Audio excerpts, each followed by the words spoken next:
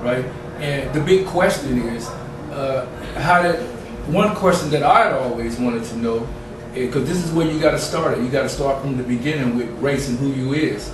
And one thing that I always wanted to know as a child was, where did all the races come from?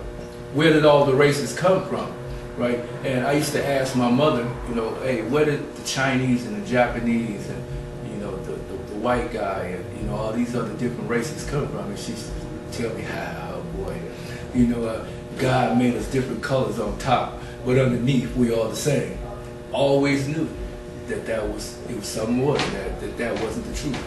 All the years that I went to public school system, I was raised in a public school system. I had a couple of years of private schools, Christian school.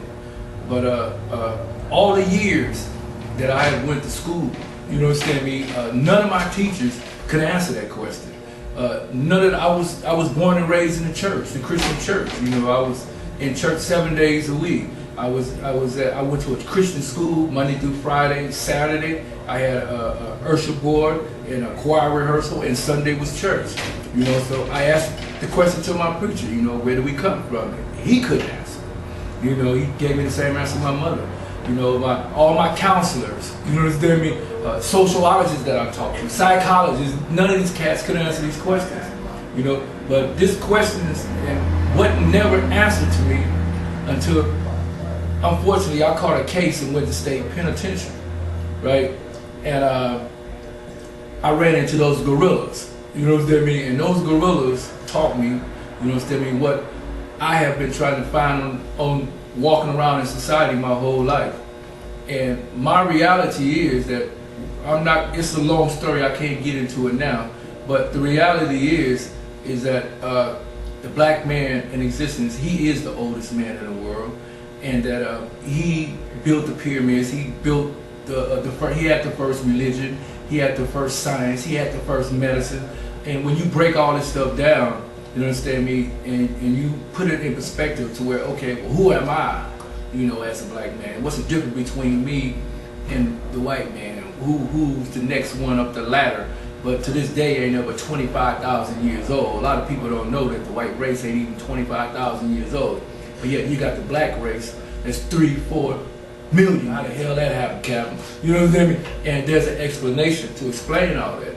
And there's an explanation to explain our reality and how long we've been on the face of the earth and our contributions to society and what we have been doing. And once you educate kids from this perspective, then you will have a generation that's growing up to be somebody. Just like when I was a kid, you know, I was into games when I grew up, but I didn't know nothing about Shaka Zulu. I didn't know nothing about King Tut. If somebody would have told me that there was a boy 12 years old that ran the whole empire, you know, his name was 12 years old, his name was King Tut, I probably would have had more emphasis on who I am as a black kid, you know what I mean, and black reality as in general. But I was deprived of all these, just like my sisters, if they would have known who Queen Hatshepsut was, you know what I mean, or who Nefertiti was, you know what I mean, or who Queen Nzinga. A lot of people don't know about Queen Nzinga. 17 years old, you know what I mean, she was a general, you know what I mean, in the military, leading grown men to battle, thousands of men to battle, and she never lost a battle.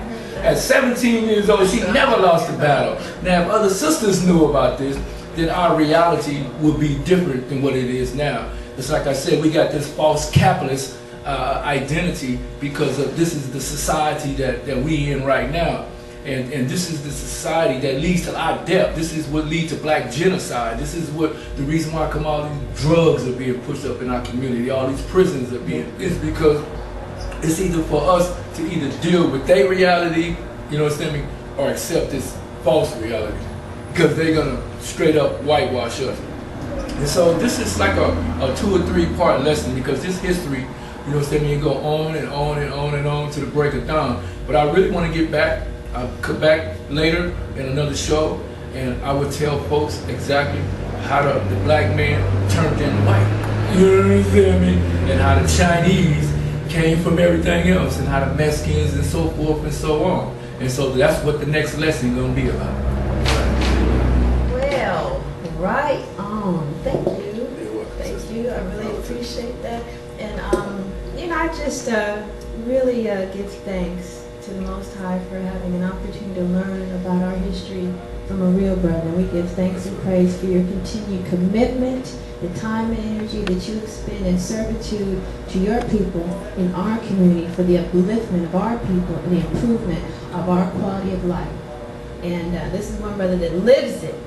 So, and that's about being the truth, the way, the truth, and the life. So again, thank you, General, and we look forward to having you. Oh, my pleasure. We look forward to having you back to continue on this subject, so we can have a found reality. That's right. Because to know thyself is to know the truth, and knowledge is power. That's right. Thank you again, and thank you for tuning in to another episode of True News that you can use interviews. And we got Soul here. We keeping the soul on Skid Row, giving credit where credit is due, just telling some truth. Power to the people.